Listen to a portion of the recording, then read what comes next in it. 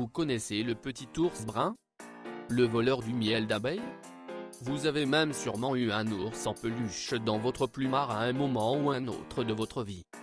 Mais que savez-vous vraiment sur ces gros mammifères omnivores que vous croiserez plus facilement en Russie ou au Canada? Oui, je sais, absolument pas grand-chose.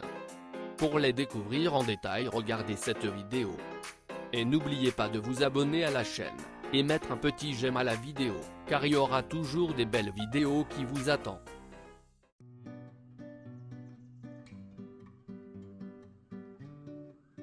Saviez-vous que l'ours blanc est le plus grand carnivore terrestre?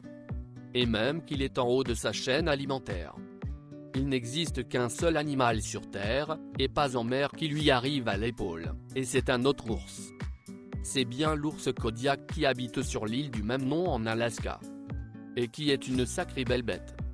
Je vous le garantis. Et si vous le croisiez, faites attention de ne pas le regarder dans les yeux.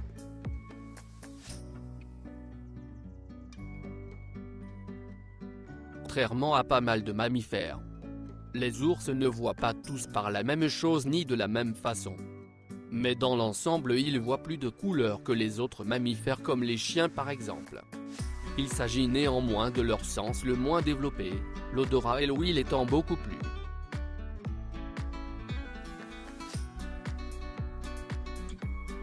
L'ours polaire est un formidable nageur. Ses réserves de graisse l'aident à flotter. Ses pattes avant font de vigoureux avirons et ses pattes arrière lui servent de gouvernail.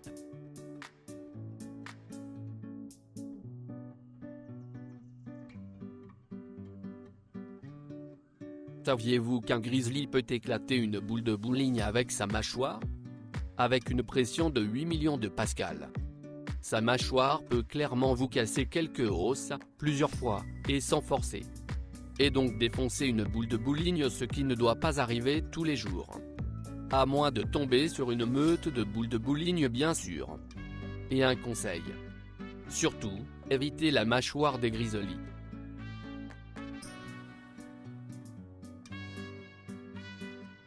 Un ours est devenu soldat dans l'armée polonaise. Il s'appelait Wojtek. Et il fut recueilli en 1942 par la 22e compagnie d'artillerie du 2e corps polonais qui en fit un de ses soldats. Son rang était d'abord celui d'animal de guerre. Mais il fut élevé à celui de caporal. Oui, comme vous l'avez entendu, un caporal. En plus, il participa même durant certaines batailles en transportant des munitions. Il a fini sa vie tranquillement en héros de guerre au zoo d'Édimbourg.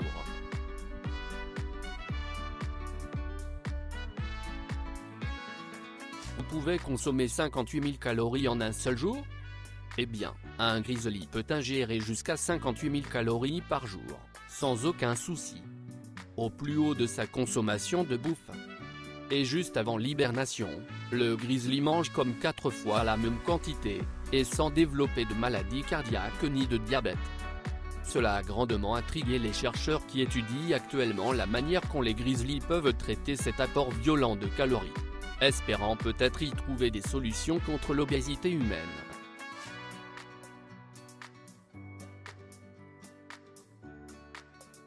Les ours ont 2 couches de poils bien distinctes. Et c'est pour ça qu'ils n'attrapent pas des rhumes. Ces couches de poils se placent dans un ordre.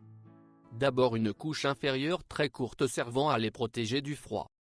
Puis une couche de longs poils imperméables, qui leur permet de sécher rapidement et de ne pas se mouiller la peau. En revanche, un ours sans poils c'est hyper flippant, ou hyper triste, ou peut-être les deux.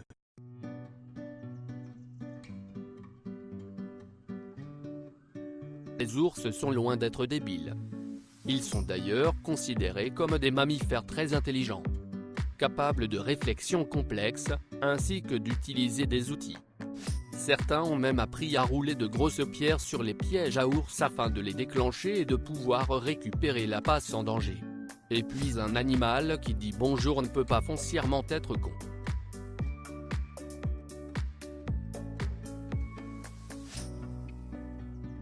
Les ours sont rapides. Mais genre vraiment rapides. Un grizzly peut pousser jusqu'à 50 km/h, alors qu'Usain Bolt n'atteint pas les 45 km/h. Même pas la peine de vous imaginer échapper à un ours en courant. ou même en s'évader d'ailleurs, vous n'y arriverez pas. Essayez plutôt de parlementer.